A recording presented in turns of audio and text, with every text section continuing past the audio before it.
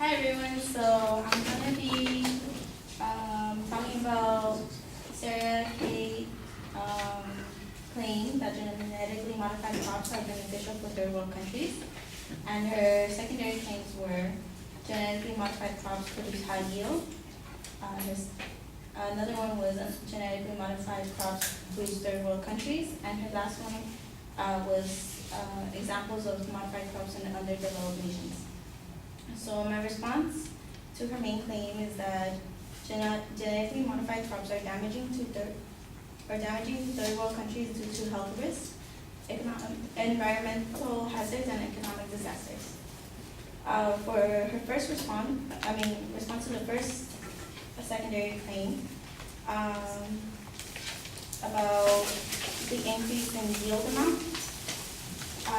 I found sources where Dr. Doug Gurion-Sherman, in his publication called Failure to Yield, he conducted a study that GM technology has not raised the intrinsic yield of any crop.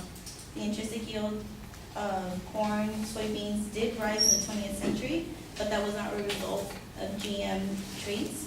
It was due to the improvements brought by traditional breeding. And another subclaim that she did to that one is that genetically modified crops resist pests and insects. Not only does it does create its own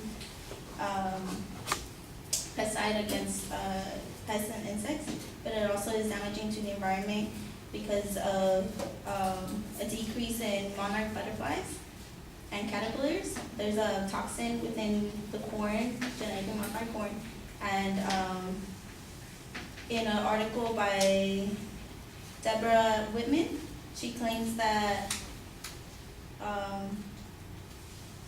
that it is not possible to design a Bt toxin that would not only kill crop damaging pests and remain harmless to other insects. So it's damaging all types of insects and animals.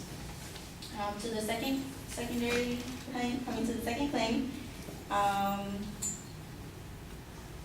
that GM crops boost third world countries. In fact, I found articles where it has affected small farmers in the sense that they can't afford to pay for the seeds, and so it's widening the gap between the wealthy and the poor.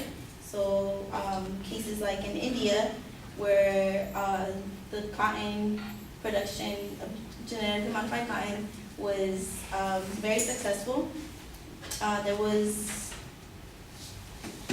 about 270,000 suicides since 2002. And the reasons were because of poverty. They were experiencing a lot of not having the ability to maintain their lands and also compete with the genetically modified crops that were being provided. And so they're linking both of them, and this was found by the Hindustan Times. And for her third claim about genetically modified crops that they've been used in underdeveloped nations, she used an example in China about a golden rice that is magical and that's supposed to provide you vitamin A. And I did research in a journal called Myths and Truths and Evidence Based on Examination of the Claims Made, Safety, and Efficacy of Genetically Modified Crops. It stated that golden rice has not been even introduced into the marketplace because they're still testing it. There is no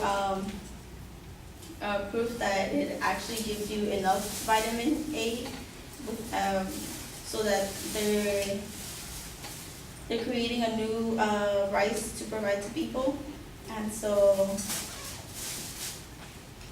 that is a reason why. So there's no such thing as this golden rice that is helping people in China or in any other underdeveloped country.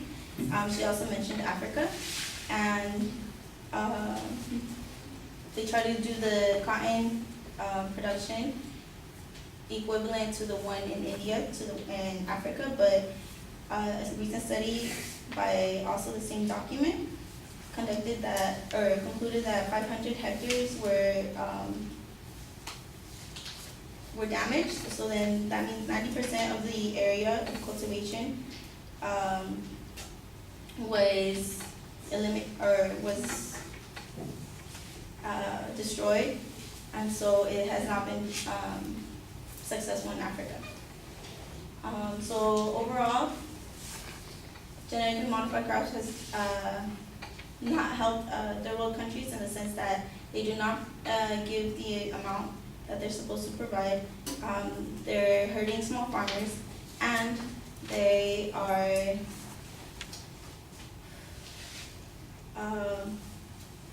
not providing the things that they claim to provide.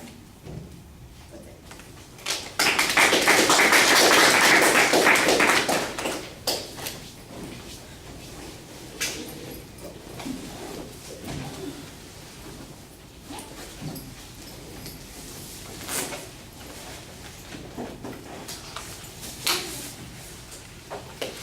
Right, the structural stuff is set up fine, although it gets a little confusing because then you've got a counterclaim and your own 3 secondary issues. Those points, I'm not sure if they're being distributed between the points as you respond to them, or if you're going to create your own structure on it, so that got to be a little bit confusing. Now, speaking of confusing, there's sometimes an inconsistency because sometimes you're arguing that these things don't exist, they're not producing any particular outcome, and other times you're saying, yes, they do exist and they're driving people to suicide, and I thought that was, a little bit strange. So you've got to take a position that either says that they exist but they're not producing those advantages, or they don't exist and it's all speculative at this particular point.